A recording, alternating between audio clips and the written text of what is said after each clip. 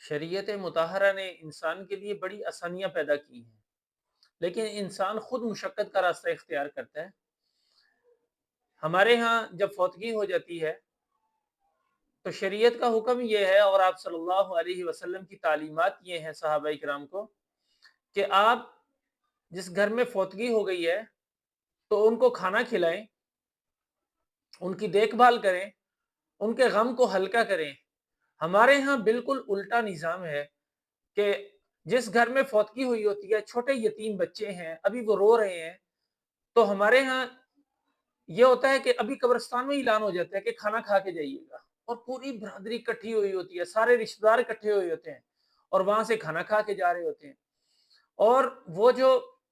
خواتین ایک ٹائم میں رو رہی ہوتی ہیں، جنازہ اٹھنے کے بعد وہی جناب کھانے پہ اس طریقے سے لپکتی ہیں کہ کافی دنوں کی جیسے بھوک ان کو لگی ہو۔ اور اسی طریقے سے لوگ جو اس فیملی سے بھی نہیں ہے وہ بھی وہاں پہ کھانا کھا رہے ہوتے ہیں، اور جن جو غم میں مبتلا ہوتے ہیں وہ پریشان ہوتے ہیں کہ کوئی ہمارا رشتہ دار، ہمارا کوئی مہمان رہ نہ جائے کہ جس کو کھانا نہ ملے۔ اور دوسرے دن، تیسرے دن یہ تو شریعت نے ہمیں حکم دیا ہے کہ ہم ان کی اشکشوئی کریں، ہم ان کو دل سینے سے لگائیں، ہم ان کے غم کو ہلکا کریں۔ اور دوسرے دن وہ دیگیں چڑھا رہے ہوتے ہیں، قرضہ لے رہے ہوتے ہیں، فلاں سے مانگ پیسے، فلاں سے مانگ، جی ہمارا برادری کے اندر نام نہیں رہے گا یا عزت نہیں رہے گی۔ ہم نے اگر اپنی والدہ کے لیے دیگیں نہ بنائی، والد صاحب کے لیے دیگیں نہ بنائی،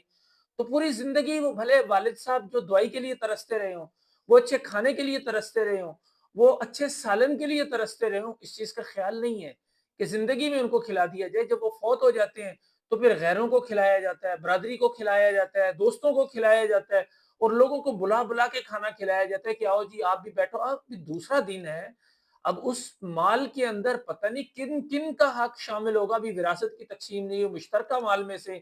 وہ چیزیں کر رہے ہوتے ہیں، جبکہ ان کو کھلانا چاہیے جن کی فوتگی ہوئی ہے، تو ہم ان کے گھر بیٹھ کے کھاتے ہیں جن کو کھلانا تھا۔ تو ہم اپنے لیے خود مشقتیں پیدا کر رہے ہوتے ہیں، حالانکہ شریعت نے بہت آسانی پیدا کی ہوئی ہے۔